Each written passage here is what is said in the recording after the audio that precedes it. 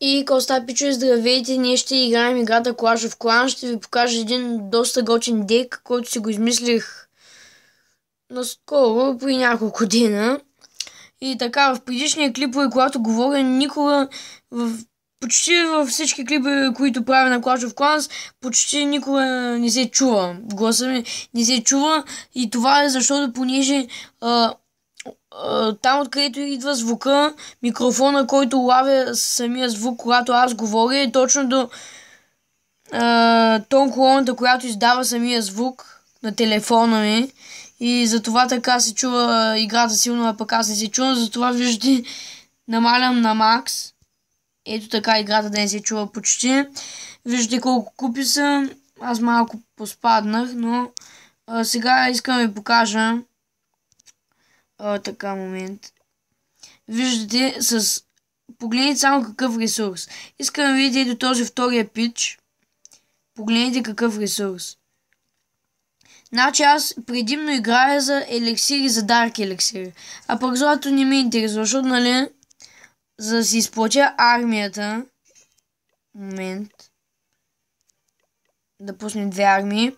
Значи, виждате, армията ми струва 800... Да го закръглим на 900 дарк елексир и 200 000 елексир с хил спеловите и с там всички спелове.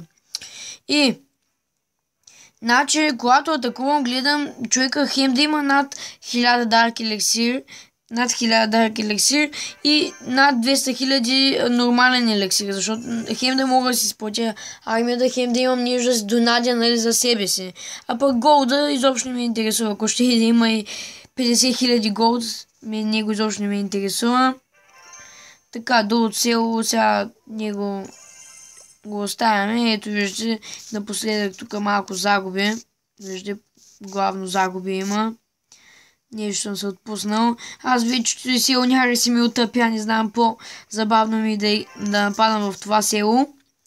И скоро виждате колко елексир имам. Скоро ще си направя този Barbarian King на 10 лева, защото няма как. Виждате Dark Storage как си го пазя. Тук сега ще пусне да се апдейтва един Wizard Tower, защото съм на много нисък левел, трябва да ги вдигам на 6. Виждате на 6 как ще изглеждат. Виждате, сега се апдейтнах една тук на 5, тук един Wizard Tower на 4 и тук още един сега, нали, го пуснах. Паза се елексира, за да може после да се апдейтна тук Wallbreaker-ите, като стават на 4 ги апдейтна още един път. След това мисля, че ще апдейтна и драконите, защото може да направя епизод, в който атакувам с дракони. Така, искам просто да се максна, нали, не знам, спомните си в първи епизод, който направих на Clash of Clans, казах, че ако си апдейтна тази Hall 8 преди... Ако си апдейтна тази Hall 8 преди нова година, което не знам защо го казах, ще разбия яйце в главата и аз като гледам те още по-малко от 2 месеца и ще се макснат тази Hall 8, освен оградите, и може да направя клип как си разбивам яйце в главата. Ще намалим малко светлината, защото виждате, батерията ми е 14, съм на зарядното и пак батерията ми пада. Както и да е, виждате сега, освен че, нали, този ресурс е мега як, особено голда и елексира и дарк елексира, всичко. Ама има един елексир, има един ресурс, който е още по-голям от този. Погледнете, който съм нападал. 550 000, айде закръгнал, 550 000 голд, 740 000 елексир и 1400 дарк. Ай, за дарк елексира не е много. Ама за елексира и за златото, това си направо... Просто нямам думи, това си... Нека да пуснем този реплей, виждате, на 100% съм го взел. Това е Танха 8, макснат. Ето вижте, момент. Wizard Tower на 6, макснат левел. Kenan макснат на 10. Archer Tower макснат на 10. Само оградите му не са макснати. Ето виждате Arc Defense макснат. Dark Drill, тук Gold Mini, такива работи. Макснати са. Bomb Tower е макснат. Arc Sweeper, да, на 3 е макснат. или на 4-ти, не знам. Само Barbarian King му е на 8-ми. Като цяло това пич е макснат, освен ако не броим Его Immortalите му са на 6-ти. Значи този пич е макснат, като махнем Barbarian King и стените. Всичко останало е макс. Армията му сега не я знам. Нека продължаваме, виждате, пускам голем, отзаде уизарди, пеките, валкери, лаубрейкъри. И сега само търся моменти, в които да сложа хилспел, където цялата ми армия да е на куп. И виждате този голем и два уизарда смело се бият, бавно, но славно. Виждате тук, Barbarian King ми оживя. И сега с хилспела, така. Виждате, сега тук пуснах и арчери да убият тая Тесла, ама... И виждате тук, пеката сега влиза, този голем продължава да се би. И да, и този ресурс направо много ма изкеви, успях да го взема на 100% с тази моята армия. Може да си я направите, нали, ако сте отключили голема. Иначе няма да стане, нали, ако сте отключили голема, значи сте отключили валкириите, защото те са преди голема. Виждате даблкина, как съм си го оставил в центъра на самата ми база. Да не пази хем тук елексир сториджи, хем дарк елексира. Така, сега виждате се апдейтвам и дарк бараката. Просто искам вече да съм максван. Не мога повярвам, аз до сега никога не съм бил макснат, да речем Танхал 7. Даже когато бях Танхал 6, бях с 3 левел стени. И просто, ако сега си мислите, че съм ръшнат, ако видите, на Танхал 6 бях, значи кените ми тогава бяха на 5 левел, на Танхал 6 бяха 5 левел, стени 3 левел, просто ужас е. Но като събере 40 000 дарк елексир, ще се апдейт на Barbarian King. То всъщност няма нищо общо едното с другото. Както и да е, в другото сел няма да показвам. Нека покажем друг реплей. Ето този, в който пак съм взел много елексир. Дарк елексир. Също и голда, както виждате, не е малко. Даже доста. Виждате, пускам голем, да проверим нещо в клан касъл и докато да речем, вътре да речем балони. И те бият върху голема, а пък уизардите отзади си удрят по балоните, пък те удрят по голема. Това е тактиката и зад голема валкери, пеки, такви с работи, лаубрейкърите. И гледайте сега само. Аз тази атака я направих при няколко минути. Така обаче батерията ми е зарядното пада, което хич не е добре. Да знаете, че скоро ще си купувам нов компютър и може да почна да направя клипове от там, от компютъра, който ще си го взема скоро и ще правя, може би казвам, от там ще правя клипове.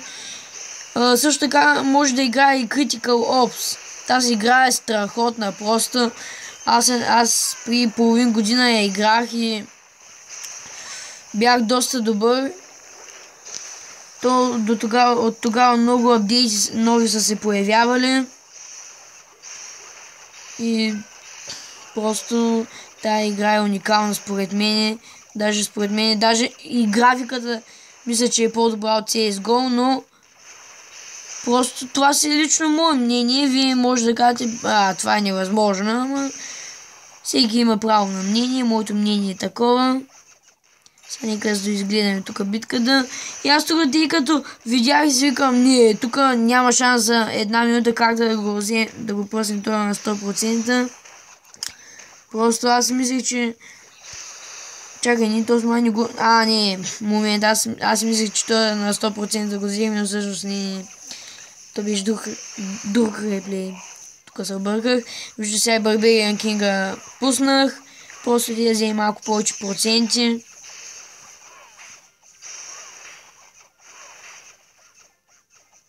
Така, да знаете, че скоро ще кача влог номер 3, който и той не се получи добре, ама сега и така съм го направил, ще го кача в канала си.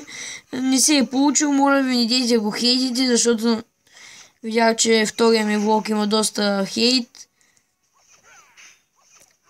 Просто аз не съм свикнал да правя влогове. Вие пробвайте да направите някой влог и да видите на вас как ще ви се получи. И след това хейтете другите. Знам, първите няколко влога не се получиха, защото аз до сега не съм правил влогове. Но четвъртия влог, който направих, който вие още не сте го видели, може би. Ако гледате този клип с 2 месеца след като е качен, да, вече може да съм си качил четвъртия влог, но четвъртия влог, ако все още не съм го качил, искам ви кажа, че се получи доста по-добре от останалите и че ще ви скефи. Да знаете, че в следващия епизод на Clash of Clans ще атакувам с дракони, не знам, може би. Така, за Battle Ram, не ви казах, че ще правя епизод, който ще ви покажа битки с Battle Ram. Пичове, според мен няма смисъл, погледнете. До тук, нали, се атакувам с моята армия, която я сега ви показах реплей. И по-надолу, където почват загубите, има Battle Ram. Тук е една победа, после пак с Battle Ram. Тук където съм губил, просто с Battle Ram нищо. Тая карта е за по-ниски танхалове. Танхал 6, танхал 7. Просто не е добра карта. За по-големите танхалове това си не е добра картата. Поне аз така мисля.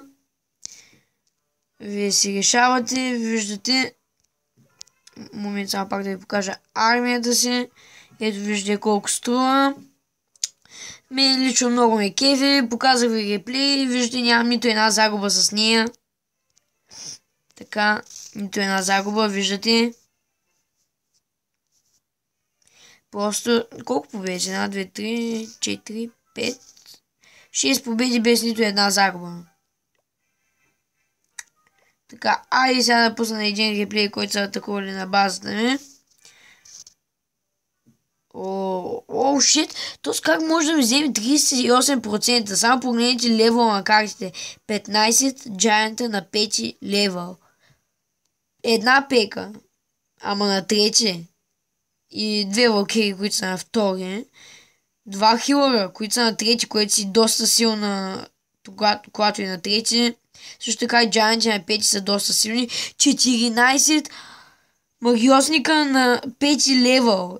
Това просто, то само с тия магиосници ще ми вземеш повече проценти, отколкото си ми взел с тази цялата армия. Нека видим този пич какво се е провалило.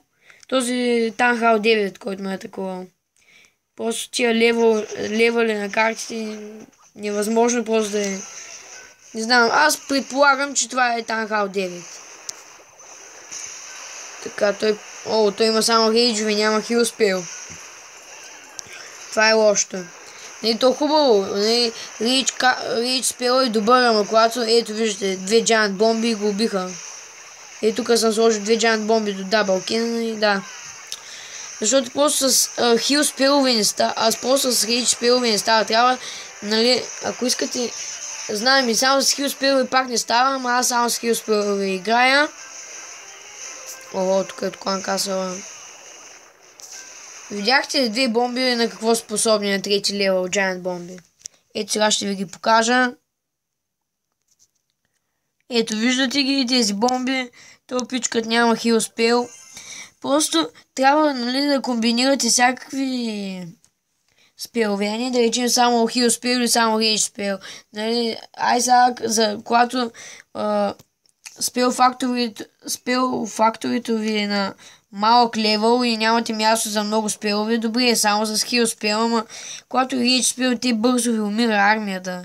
Особено ако с валкири или само с джайанти, защото да речем, сега пеката не е толкова нужен хил спел, ама на джайантите 10 удара с тия 4 мортари, GG.